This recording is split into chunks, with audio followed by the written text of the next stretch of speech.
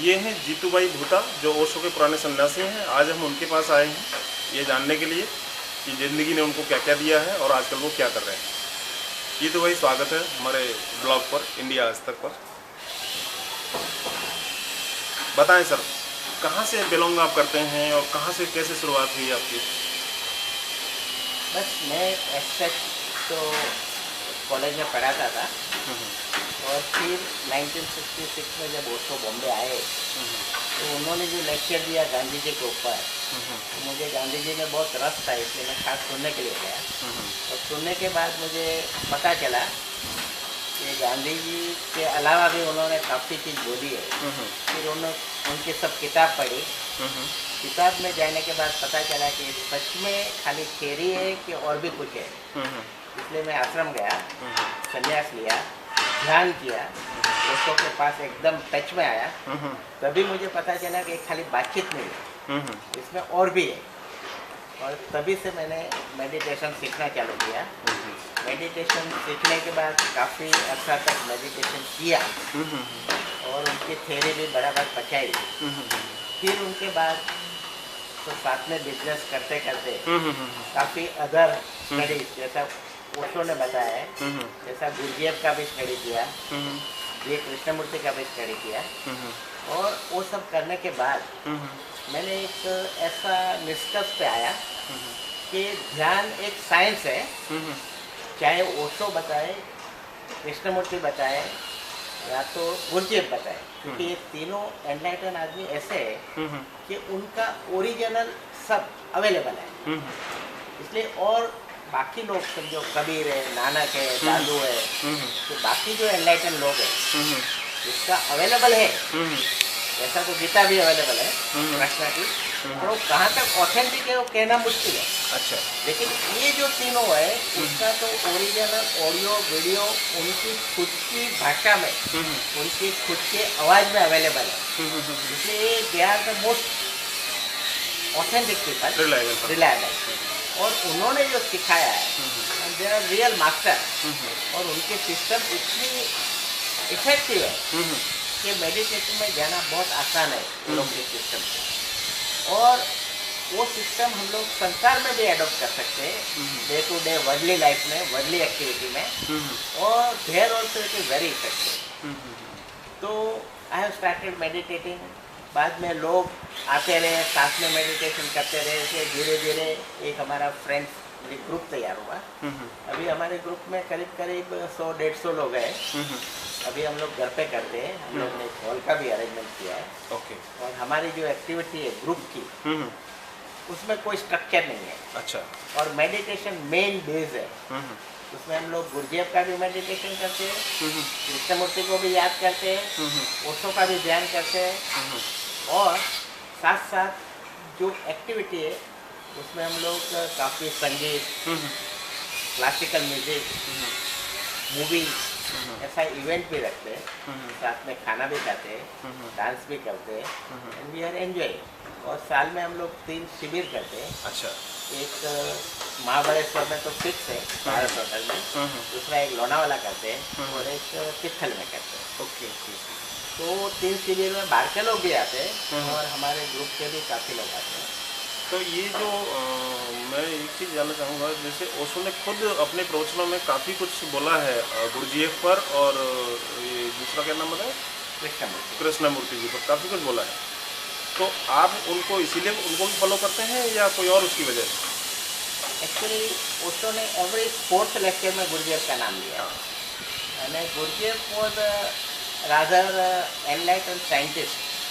Okay. और उनकी जो मेथड है they are very mathematical and very logical, क्योंकि he has preach European people. और अगर यूरोप में सिखाने का, यूरोप अमेरिका में, तो he has to become very logical and very rational and very scientific. वहाँ तक तो लोग समझेंगे नहीं, मानने के लिए भी तैयार नहीं रहेंगे। तो गुरुजीएफ की मेथड आज के ज़माने में जब सब लोग ज़्यादा लॉजिकल, रेशनल और इंटेलेक्चुअल सेंटर से काम करते हैं, तो गुरुजीएफ के सिस्टम ज़्यादा एडोप्टेबल है आज की तारीख। लेकिन लोगों को बहुत कम पता है उनके बारे में। कम पता है, सच बात है। लेकिन गुरजेफ को तो पहले लोग जानते ही नहीं थे, इंडिया नहीं में जानते थे, किसी को नाम भी पता नहीं था। ये तो ओशो की वजह से लोगों को पता चला, ओशो की वजह से, बिल्कुल सही था। क्योंकि ओशो ने एवरी 4th लेक्चर में हाँ। इन्वेरिएबली गुरजेफ का नाम लिया है। Okay okay. सो जैसे ओशो का एक ऑब्जेक्टिव था, वो जो भी काम कर रहे थे या जो भी जिंदगी जी रहे थे, उनका एक ऑब्जेक्टिव था लाइफ में कि उनको क्या करना है। Do you also have the same objective और you have some other agenda behind your activities of this meditation and all? देखो, ओशो का ऑब्जेक्टिव एक ही था कि लोगों को मेडिटेशन सिखाना। जी। Meditation was the base. Okay. Meditation is the science. Yes yes. इसमें मेडिटेशन किसी का कोई मिस इससे क्रिएटिविटी, वो कोई किसी का वो नहीं है जिसको हम लोग बोलते हैं कॉपीराइट नहीं। हाँ, कॉपीराइटिंग नहीं। तो मेडिटेशन फिर हम लोग हमारे ग्रुप और जो लोग जो भी भाषा में समझ सके, हाँ। Whether it is of Gurdjieff और कृष्णमूर्ति और ओशो, ओके। तो one should understand, that is important. तो we are mainly for meditation. Okay okay. और एक ग्रुप के साथ क्या होता है कि ऐसा we are all fellow travellers. ऐसा नहीं है कि मैं कुछ विशेष हूँ, मेरे ग्रुप के बाकी लोग कुछ अलग है, या तो वो लोग कम है मैं ज़्यादा हूँ, ऐसा कुछ नहीं। इससे we are all fellow travellers, we are doing meditation together and that's what things are going on. Okay, okay. So don't you have any ambition like that you should become a guru of the people whom you are organizing or you will organize? No, ऐसा कुछ नहीं है। और ऐसा गुरु बनने से गुरु नहीं बना जाता है। वो तो क्या है कि सब लोग का प्रेम है। और मेरे पास थोड़ी फैसिलिटी है, लोग आते हैं, बैठते हैं, साथ में ध्यान करते हैं, कभी संगीत सुनते हैं। अच्छा जीत भाई, आपकी अभी you are at 66 and the kind of body and face and energy you have in this, ये बहुत इंस्पायरिंग है किसी के लिए भी जो भी आपको सामने दिखता है। तो ये आपके मेडिटेशन में होने की वजह से है और your some other life style? How do you maintain yourself? नहीं, बाकी मैं खाली नेचुरली जीता हूँ, कोई चीज़ में बंधा नहीं हूँ और कोई ऐसा नियम भी नहीं रखता हूँ। खाली क्या है कि नेचुरली जीना और मेडिटेशन करना और रिलैक्स होकर जीने में जो हेल्थ बनी रहती है। और दूसरा तो क्या है कि हेरिडेटरी भी हेल्थ अच्छा मिला है, लक की बात है। बस दैट्स ऑल, बाकी ऐसा कुछ वो नहीं है। ये मैं समझता हूँ आप अगर अपनी ओशो यात्रा के बारे में सोचते होंगे तो क्या आपको ऐसा लगता है कि आप बड़े सौभाग्यशाली हैं कि ओशो से आप इतने सालों पहले ही जुड़ गए थे जिनके बारे में लोग आज जानते भी नहीं हैं? सच बात है। ओशो के पास जाने का एक ही रीज़न था कि मेरे फादर फ्रीडम फाइटर थे और गांधीयन थे। और गांधी जी के साथ वो जुड़ गए, संसार छोड़ के फादर गांधी जी की सेवा और गांधी जी ने जो बताया रास्ता, वो सेवा में लग गए। तो हम लोग को फैमिली को थोड़ा सफ़र होना पड़ा इकोनॉमिकली, ओबियसली होएगा ही, लेकिन गांधी जी का भी काम करना जैसा था, बड़ा काम था। तो मैं तो बहुत छोटा था जब, क्योंकि मेरी फैमिली में मैं यंगेस्ट था। वही टाइम मुझे एक सवाल उठता था कि ऐसा क्या गांधी जी में करिश्मा था कि फादर सब कुछ छोड़ के उसके साथ हो गए और इतनी सेवा की। आज हमारे गांव में सब स्कूल, दवाखाना, ये वो सब मेरे फादर ने ही बनाया है। अच्छा। तो मुझे ऐसी क्यूरियोसिटी हुई कि ऐसी कैसी पर्सनालिटी होगी कि सब लोग, इतने लोग, खाली पिताजी ने, बाकी के लोग भी गांधी जी के पीछे इतने थे।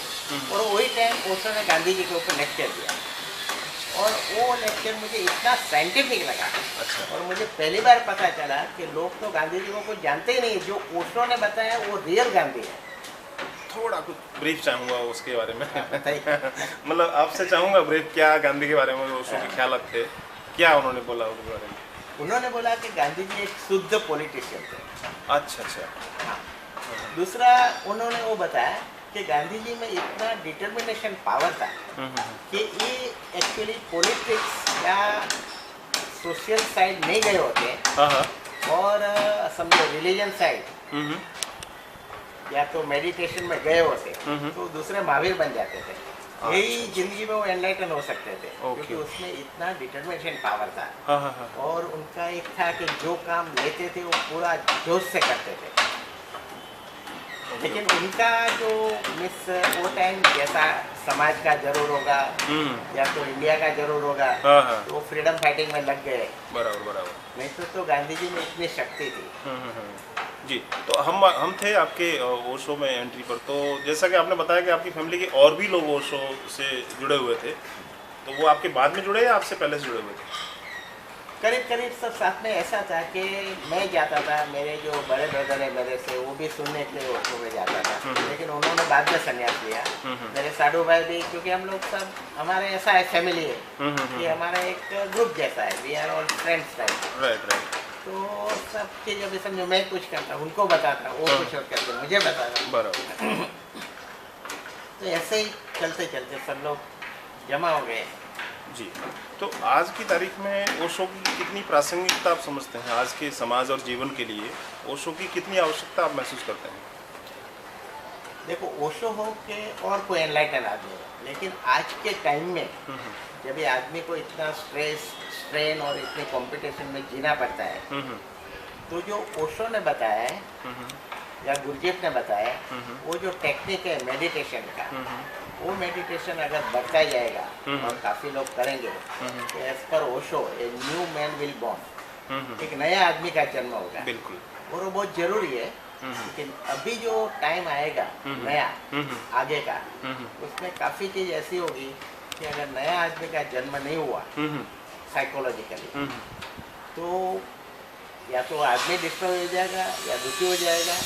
लेकिन अभी पूरा ढांचा बदल रहा है, और अभी जो नया ढांचा आ रहा है उसमें नया आदमी का जरूरत है। ओके। नया आदमी साइकोलॉजिकली, फिजिकली सब तरह से फ्री होएगा, ओके ओके। तो ही वो जी पाएगा। बिल्कुल। और उसके लिए मेडिटेशन बहुत जरूरी है। दूसरा पार्ट लेता हूँ।